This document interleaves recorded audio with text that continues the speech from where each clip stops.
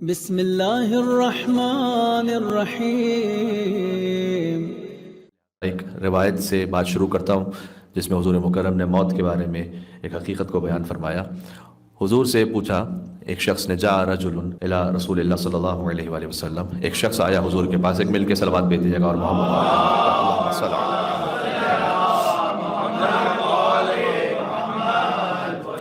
اور حضور سے یہ کہا کہ اتأذن، کیا مجھے اجازت ہے کہ اتمنا، میں تمنا کروں بالموت، موت کی۔ اللہ جانے زندگی کی کس کیفیت میں ہوگا، کبھی کبھار انسان پہ وقت کبھی ایسا آ جاتا ہے انسان اندر دل میں سوچتا ہے کہ بس اب موت ہی آ جائے، تو کیا مجھے اجازت ہے کہ میں موت کی تمنا کروں؟ تو حضور نے ایک بڑا لطیف جواب دیا۔ حضور نے کہا کہ شیء لا بد منہ، یہ ایک ایسی شے ہے کہ جو آنی ہی آنی ہے، تمنا کرو تب بھی آنی ہے، تمنا نہ کرو تب بھی آنی ہے۔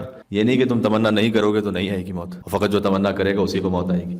فرمایا شیء لا بد منہ، ایک ایسی حقیقت ہے کہ جس سے سب کو گزرنا ہے۔ جو ایتھسٹ بھی ہیں، جو بڑے سے بڑے کافر بھی ہیں، فرعون اپنے آپ کو ربکم الاعلی کہنے والا تھا، لیکن تاریخ میں لکھا ہوا ہے کہ اس نے بھی اپنے آپ کے لیے قبر بنا کے رکھی ہوئی تھی، اس کو پتا تھا کہ مجھے مرنا تو ہے، تو موت کی حقیقت سے کوئی انکار نہیں کر سکتا۔ پھر حضور نے فرمایا کہ موت تو آنی ہے، لیکن ھذا سفر طویل، یہ ایک بہت لمبا سفر ہے، اس کے لیے کچھ ہدیے اپنے ساتھ لے کے جاؤ جو تمہیں وقتاً فوقتاً دینے ہوں گے۔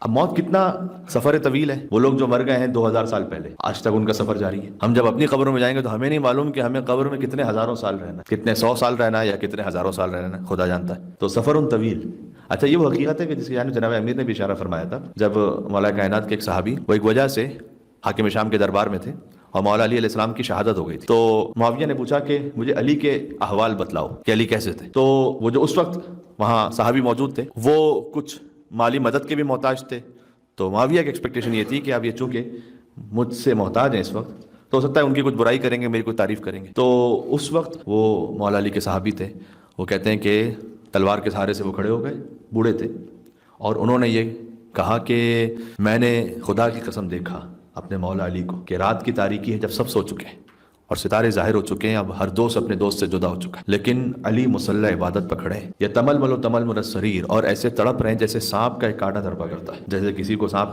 نے اگر کاٹ لیا ہو تو کیسے تڑپے گا اس تکلیف سے، تو وہ ایسے تڑپ رہے ہیں۔ وَيَبْكِي بُكَاءَ الْحَزِينَ، اور شدت سے گریہ فرما رہے ہیں۔ وَيَقُول، اور کہتے ہیں آہ آہ، تڑپ تڑپ کے کہتے ہیں کہ اے میرے رب، اے میرے رب، آہ من قلت الذات، کہ سامان سفر تو بہت کم ہے، وطول السفر، لیکن سفر بہت لمبا ہے، طول السفر، جو حضور مکرم نے فرمایا نا کہ موت ایک طویل سفر ہے، تو امیر المومنین مصلی عبادت پر کھڑے ہو کے کہتے تھے کہ پروردگار زاد راہ بہت کم ہے لیکن راہ بہت لمبی ہے، طول السفر وعظیم المورد وخشونۃ المسجد، اور تجھ تک جو حاضری ہے وہ عظیم بھی بہت ہے، اور جس سواری کے ذریعے سے حاضری ہے وہ بھی بڑی سخت ہے، یعنی قبر۔ اب آپ سوچئے کہ وہ علی کے جس کے نام کی وجہ سے ساری کائنات جو جو ان پر ماننے والا ہے وہ بخشے جائیں گے قبر میں، وہ اس انداز سے گڑ گڑا کر تڑپتے ہیں۔ یہ کمال ذلت و عاجزی اور انکساری ہے، یہ لفظ میں اس لیے استعمال کروں کہ خود یہ مولا کائنات نے اپنے لیے دعائے کمیل میں استعمال کیے ہوئے اللہ سبحانہ و تعالیٰ کے سامنے عاجزی انکساری کا اظہار ہے۔ انا عبدک الضعیف الذلیل الحقیر المسکین المستکین، یہ جناب امیر نے فرمایا دعائے کمیل میں۔ تو حضور مکرم نے فرمایا طویل سفر ہے، طویل سفر میں تم کچھ ہدیے لے کے جاؤ۔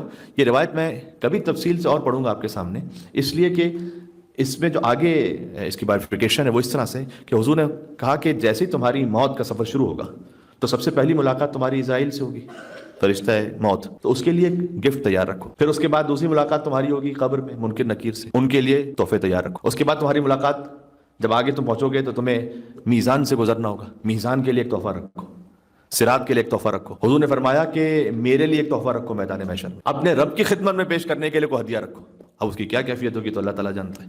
اس طریقے سے 10 مورد حضور نے بتائے، اور ہر 10 موارد میں سے ہر ایک پر حضور نے فرمایا کہ ہر ایک کے لیے 4 تحفے ہیں، یعنی ملک الموت کے لیے 4 تحفے ہیں، قبر میں 4 تحفے ہیں، منکر نکیر کے لیے 4 تحفے ہیں، صراط پہ 4 تحفے، میزان پہ 4 تحفے، رضوان جو جنت کا سمجھ لیجئے کہ چوکیدار ہے اس کے لیے 4 تحفے ہیں، تو ابھی کل ملا کے 40 بنتے ہیں، 10 مورد میں ہر ایک کے لیے 4 تحفے۔ جب ہم سفر پہ جاتے ہیں، اب حضور نے کہا سفر بڑا طولانی ہے، تو جو سفر کی کیفیت ہے نا اسی حساب سے سامان سفر ہوتا ہے۔ آگے یہاں سے جیلانگ جا رہے ہیں تو کوئی سوٹ کیس لے کے نہیں جائیں گے، لیکن سڈنی جا رہے ہیں 2-4 دن کے لیے تو شاید ایک سوٹ کیس لے کے جائیں گے، زیارت پہ جا رہے ہیں 15 دن کے لیے تو اس کے لیے الگ سامان لے کے جائیں گے، انڈیا جا رہے ہیں 2 مہینے کے لیے تو اس کے لیے الگ کوئی سامان سفر لے کے جائیں گے، اور اگر کہیں ڈپلائمنٹ پر ہیں اور مثلا مڈل ایسٹ شفٹ ہو رہے ہیں 2 سال کے لیے تو کچھ اور لے کے جائیں گے۔ اب جہاں ہزاروں سال جانا ہے وہاں کے لیے کیا تحفہ ہے؟ ایک سوال ہے، اس کا جواب میں آپ کی خدمت میں عرض کرتا ہوں، مل کے صلوات بھیجیں محمد وعلی محمد، اللہم صل علی محمد وعلی محمد۔ ایک طریقے سے ایک پورا پیکیج ہے. جب ہم لے کے جاتے ہیں کوئی سامان سفر تو اس میں ہماری سوٹ کیس میں ہر طرح کی وہ چیز ہوتی ہے. کچھ چیزیں ہمیں رات میں کام آنی, کچھ ہمیں دن میں کام آنی, کچھ ہمیں ٹوائلٹریز ہے وہاں کام آنی. ہر طرح کی ایک پیکیج ہوتا ہے نا پورا. اس طرح سے حضور مکرم نے پورا پیکیج بتایا. مثلا فرمایا جب صراط سے گزرو گے تو 4 تحفے تم صراط کے لیے رکھو. اس میں سے پہلا فرمایا اخلاص العمل, عمل کا خالص ہونا. یہ پل صراط کا تحفہ ہے. جابر ابن عبداللہ انصاری نے کہا ہے کہ میری آنکھیں اندھی ہو جائیں اور میرے کان بہرے ہو جائیں اگر میں کوئی غلط بیانی کروں کہ حضور مکرم سے میں نے خود یہ سنا ہے کہ تم میں سے ہر انسان چاہے مومن ہو یا کافر ہو اسے صراط پر جہنم کے اوپر سے گزرنا ہے. وَإِن مِّنكُمْ إِلَّا وَارِدُهَا, قرآن میں آیت ہے کہ وہ جو صراط ہے تو جہنمی بھی وہاں سے جائیں گے تو وہاں وہ جہنم میں رک جائیں گے, ختم گر کے ختم ہو جائیں گے. لیکن جو جنتی ہیں انہیں بھی گزرنا ہے وہاں سے, اگرچہ کہ اللہ سبحانہ و تعالیٰ اس عذاب کی تکلیف کو لے لے گا ان سے, لیکن گزرنا ہے وہاں سے. اس گزارنے کی مصلحت کیا ہے؟ اس کی ایک مصلحت تو یہ ہے کہ جب آپ انسان کسی تکلیف کو دیکھ کر گزرتے تو پھر آگے نعمت کی قدر ہوتی. تو پتہ چلے کہ اگر اعمال نیک نہ ہوتے تو کہاں ہوتے. دوسرا یہ کہ پھر انسان جب وہاں سے گزر رہا ہو تو ہو سکتا ہے کہ کسی ایسے کو دیکھے کہ جس کو دنیا میں دیکھ کر بڑا رش کرتا ہو کہ ارے یہ تو بڑا کتنا آگے نکل گیا, لیکن اس کے کام ٹھیک نہیں تھے. تو پھر اس وقت انسان شکر کرے گا کہ اچھا ہو سکتا ہے کہ اگر میں اس کی لائن پر راستے پہ چل پڑتا تو پتہ نہیں میرا کیا اشر ہوتا. تو شکر ہے کہ میں اس کے راستے پہ نہیں چلا. یا لیتنی اتخذت مع الرسول سبیلا, جہنمی وہاں کہیں گے کاش ہم نے رسول اللہ کی سبیل کو مانا ہوتا. اور اس کا ایک ترجمہ آپ سے میں توقع رکھتا ہوں کہ آپ اس کو قبول فرمائیں گے کہ جو میں آپ سے بات کہنا چاہتا ہوں کہ یا لیتنی اتخذت مع الرسول سبیلا کا ایک اور لطیف ترجمہ یہ ہے کہ اس وقت مجرم یہ کہیں گے کہ کاش میں نے رسول اللہ کے ساتھ ایک سبیل کو بھی مانا ہوتا. وہ سبیل اللہ علی بن ابی طالب علیہ الصلوۃ والسلام ہے, کاش میں نے مانا ہوتا. تو جو صراط سے گزر رہے ہیں ہم, تو حضور نے فرمایا کہ یہاں 4 تحفے ہیں, ہر ایک کو گزرنا ہے صراط سے. جابر بن عبداللہ انصاری نے کہا کہ میں نے رسول اللہ سے سنا ہے کہ ہر ایک کو گزرنا ہے اور وہ جہنم سے گزرے گا, جنتیوں کو تکلیف نہیں ہوگی. اور اگر ایسا نہ ہوتا تو ہم کیوں زیارت عاشورہ کے سجدے میں دعا مانگتے کہ اللہم ارزقنی شفاعت الحسین یوم الورود. یہ ورود کہاں پر ہے؟ پروردگار جب میں داخل ہو رہا ہوں, واردھا سے ورود ہے, جب میں وارد ہو رہا ہوں اس مقام پر مجھے امام حسین کی شفاعت نصیب فرما دے. یہ زیارت عاشورہ کی شفاعت جو ہم امام حسین السلام طلب کرتے ہیں وہ اس موقع کی ہے کہ میں گزر سکوں صراط سے. تو اب پہلا حضور مکرم نے فرمایا کہ اخلاص, یہ ایک تحفہ ہے صراط کا. اب شاید ہوتا کہ میں صراط ہی کے کچھ تحفے عرض کروں اور ایک دو اور باتیں آ جائیں, بس مصائب پہ بات ختم ہو جائے گی انشاءاللہ مغرب سے پہلے تک. تو عرض خدمت ہے کہ حضور مکرم نے ایک مرتبہ فرمایا کہ دیکھو اگر تم نجات چاہتے ہو نا تو اللہ کو دھوکہ نہیں دینا. تو لوگوں نے پوچھا یا رسول اللہ کو کون دھوکہ دے سکتا, اللہ کو چیٹ کون کر سکتا ہے؟ کہ اللہ کو دھوکہ دینا یہ ہے کہ وہ عمل جو اللہ کے لیے کرنا چاہیے وہ دوسروں کے لیے کرو. پھر یہاں اس کی تشریح علماء کرام نے اس طرح سے لکھی ہے کہ اخلاص کے 3 مرحلے ہوتے ہیں. جب بھی کوئی آپ عمل انجام دیں نا اس میں 3 سٹیپس ہوتے ہیں. پہلا ہے اخلاص عمل سے پہلے, پھر ہے اخلاص عمل کے ساتھ, پھر ہے اخلاص عمل کے بعد. کیوں؟ عمل پر باقی رہنا اور اس کو پریزرو کرنا اشد من العمل, وہ عمل سے زیادہ شدید اور مشکل ہے. چیریٹی کر دینا شاید آسان ہو, اگرچہ کہ وہ میں نہیں کہہ رہا کہ آسان ہے, لیکن بہرحال پھر بھی توفیق نصیب ہو جاتی ہے. اس چیریٹی کو سنبھال کے رکھنا شاید یہ اصل عمل سے زیادہ مشکل ہو. بالکل آج کی دنیا میں تو بات کو سمجھنا شاید آسان ہے, ہو سکتا ہے کہ ایٹامک بم بنا لینا آسان ہو, اس کو سنبھال کے رکھنا مشکل ہے. ایک چیز کو بنا لینا آسان ہے, اس کو بچا کے رکھنا مشکل. تو حضور نے فرمایا کہ اللہ کو دھوکہ نہیں دینا.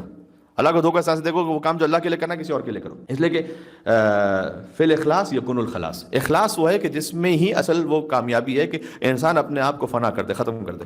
اب اس کی تفصیل تو بہت ہے, لیکن اس کے آثار کیا ہیں اگر کوئی واقعی خالص ہو جائے اللہ کے لیے؟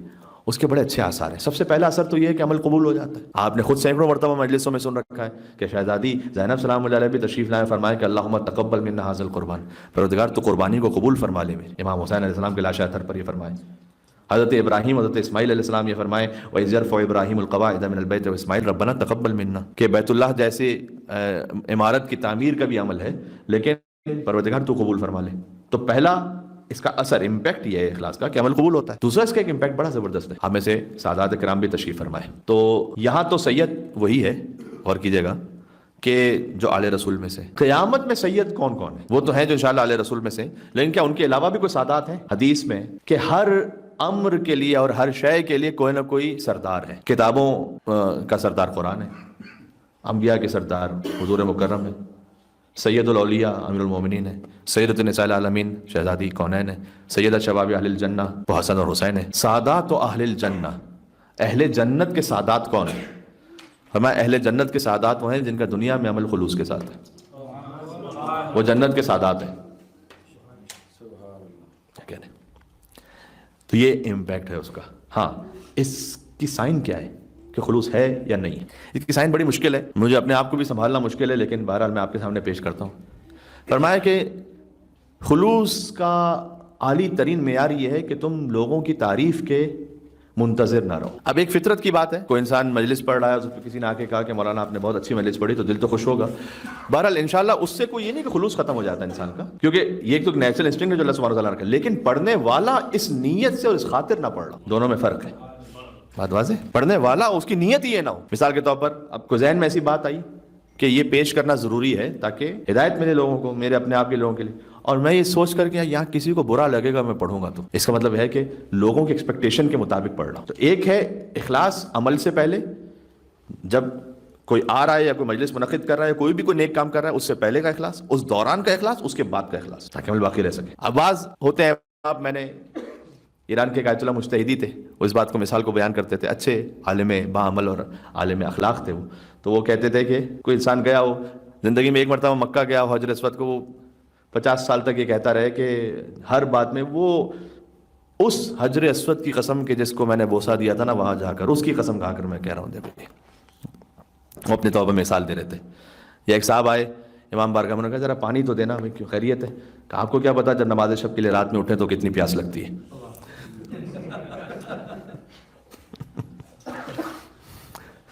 تو اس کا مطلب ہے کہ کسی طریقے سے بات کو پہنچانا ہے گھما پھرا کر, وہ اللہ تعالیٰ نیت کو جانتا ہے. تو اس کی ایک سائن یہ ہے کہ لوگوں سے امید نہ رکھو. کسی نے قدر کر لی فبہا, قدر کر لی تو بہت, اللہ کا شکر ہے. نہیں قدر کی تو کیا کس کے لیے تھا, جس کے لیے کیا تھا وہ تو دیکھ رہا ہے. لا تاخذہ سنۃ ولا نوم, اسے نہ نیند آتی ہے نہ اونگ آتی, اس سے تو کوئی چیز مس ہو نہیں سکتی. امام زین العابدین علیہ السلام مدینہ کی گلیوں میں جا رہے تھے, اور ان کے ساتھ ایک صحابی تھے ان کے, اللہم صلی علی محمد و علی محمد.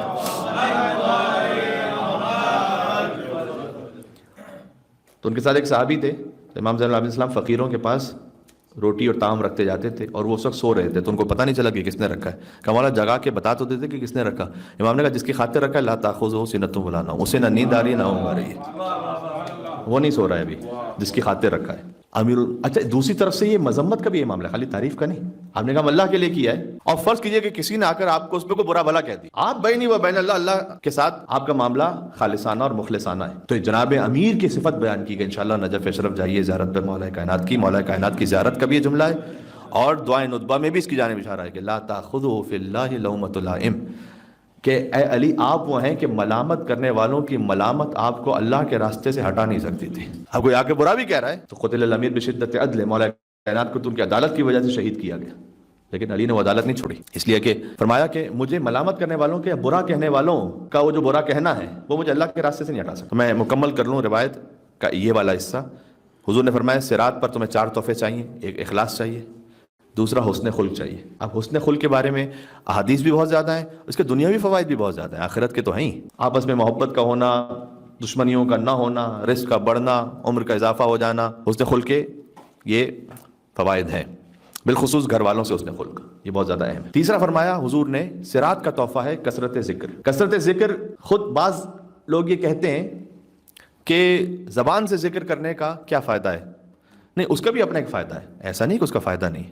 آپ کہہ رہے ہیں حسبنا اللہ و نعم الوکیل, سبحان اللہ والحمد للہ ولا الہ الا اللہ واللہ اکبر, ذکر زبانی کا فائدہ ہے کہ آپ کی روح آہستہ آہستہ وہ ذکر سیکھ جاتی ہے. ایک مثال دوں میں آپ کو, ایک چھوٹا بچہ ہے, ماں باپ اور بالخصوص جب وہ مومن ماں باپ ہوتے ہیں تو ان کی بڑی تمنا ہوتی ہے ہمارا بچہ یا علی کہے. ابھی بچے کی ولادت ہوئی, ابھی چھوٹا بچہ بھی آہستہ آہستہ بڑا ہو رہا ہے, وہ کہیں گے بیٹا کہو یا علی, میں کہا یوئی, آپ اسی پہ خوش ہوگا. آپ کہیں گے بیٹا کہو یا علی یا علی یا علی, کہتے کہتے ایک موقع آئے گا ایسا جب آپ اس کے سامنے 200 بار 300 بار 500 بار ریپیٹ کریں گے کہ وہ کہے گا یا علی. جب وہ ایک مرتبہ یا علی کہے گا آپ کی ساری تھکن دور ہو جائے گی. ایک مل کے یہاں سے وہاں تک مولا کائنات یا علی کے نام پر صلوات بھیج دیں, محمد و آل محمد پر اللہم صلی علی محمد و آل محمد.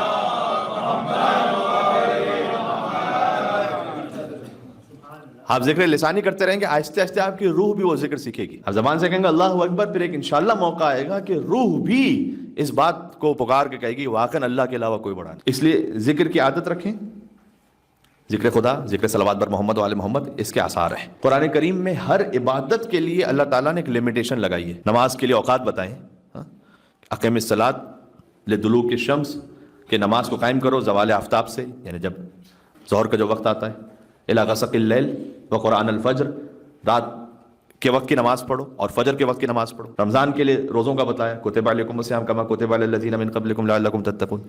حج ایک خاص موقع پر ہے۔ ذکر وہ عبادت ہے جس کے لیے کوئی لمٹ نہیں رکھی، کہا ذکرن کثیرا، بہت ہی زیادہ ذکر، کوئی لمٹ نہیں رکھی، بس اتنا 200 300 400 1000 2000 5000 ذکرن کثیرا۔ اچھا ذکر کثیر کی بھی کیا شان ہے، اہل بیت علیہ السلام سے ہمیں کیا کیا تحفے ملے ہوئے واقعا۔ امام سے کسی نے پوچھا کہ مولا ذکر کثیر کیا ہے؟ وَإِذَا قُضِيَتِ الصَّلَاةُ فَانتَشِرُوا فِي الْأَرْضِ وَابْتَغُوا مِن فَضْلِ اللَّهِ وَاذْكُرُوا اللَّهَ كَثِيرًا، سورہ جمعہ۔ اللہ کا ذکر کثیر کرو، ذکر کثیر 1000 ٹائمز ہے، 10000 ٹائمز کتنا ہے؟ امام نے کہا ذکر کثیر میری دادی فاطمہ الزہرا کی تسبیح ہے۔ کیا بات ہے، 34 مرتبہ اللہ اکبر، 33 مرتبہ الحمدللہ، 33 مرتبہ سبحان اللہ، تو کوانٹیٹیولی تو یہ بڑا کم لگ رہا ہے، مولا یہ ذکر کثیر ہے، کیونکہ ہماری دادی فاطمہ الزہرا سے منسوب ہے۔ سبحان اللہ، یہ پڑھ لو تو یہ ذکر کثیر کا مصداق ہو جائے گا۔ صراط پر 4 تحفے چاہیے، خلوص، حسن خلق، ذکر کثیر، پھر فرمایا احتمال الاذى، اللہ کی جانب سے اگر کوئی مصیبت امتحان آ جائے اسے تحمل کر لینا، شکوہ نہ کرنا۔ یہ جس کے پاس 4 نیکیاں ہیں اس کے پاس صراط کے تحفے پورے ہیں۔ اب ایک بات اور ہے، یہاں بات میں ختم کر رہا ہوں۔ جب آپ ٹریول کر رہے ہوتے ہیں نا تو آپ کے پاس کچھ ہو نہ ہو پاسپورٹ ہونا چاہیے۔ بات پہنچ رہی ہے؟ تو یہ تو سارے باقی ڈاکومنٹس ہیں، پاسپورٹ کہاں سے صراط پہ گزرنے کے لیے؟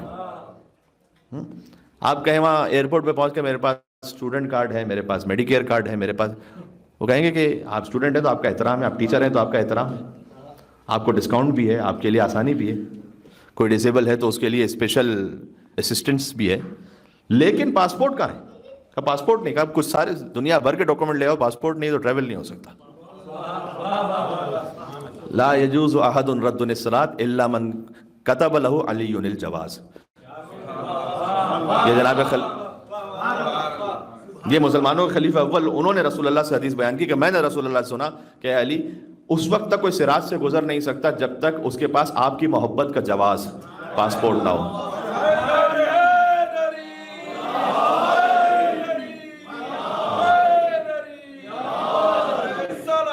اللہم صلی علی محمد۔